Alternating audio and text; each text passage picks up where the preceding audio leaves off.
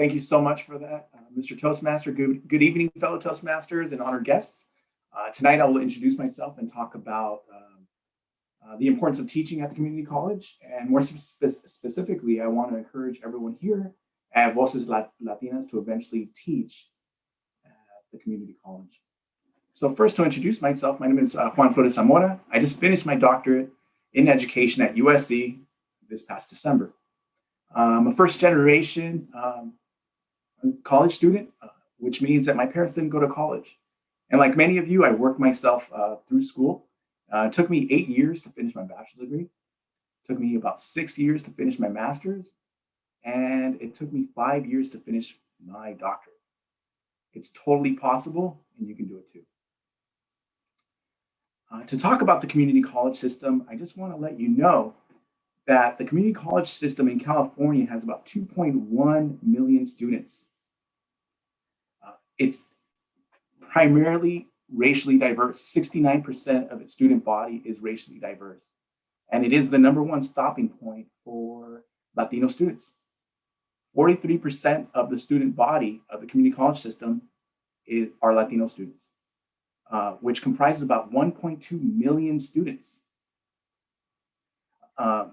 It's so important for us because if you look at the statistics, 65% of all Latinos who get a bachelor's degree in STEM start or have worked within the community college system. And being that California is the 6th largest economy in the world, it is imperative that we meet those students' needs. And these schools are fundamentally critical for Latino students, for Latino occupational success as well as academic success. However, when you look at the faculty and the leadership of community colleges, it's a complete contrast. Faculty are overwhelmingly white. 60% of tenured faculty are white. 74% of all academic senators are white. 69% of all leaders are white. In addition to that, elected boards are primarily white. There are 115 community colleges, and the elected bodies who control the community colleges primarily are white. 72 out of the 115 are primarily all white boards. And these are primarily minority serving institutions. And this is a big problem because there is a big disconnect. Most faculty and admin are completely disconnected from the communities that they serve.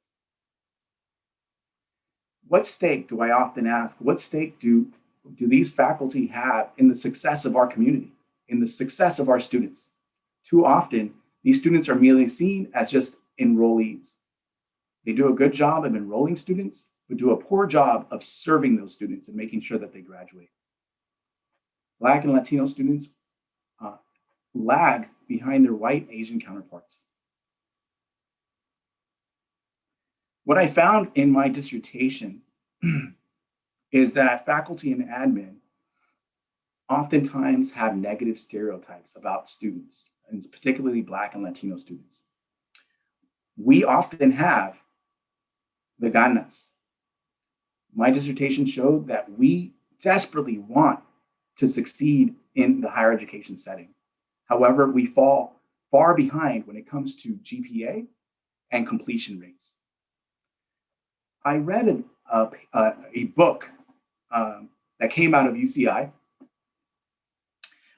called The Asian American Achievement Paradox, which revealed how positive stereotypes reinforce racism, that regardless of academic performance by Asian American students, they did well.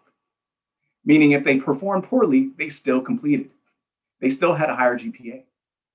And I found this to be true in my own research. Moreover, a byproduct of that particular study showed that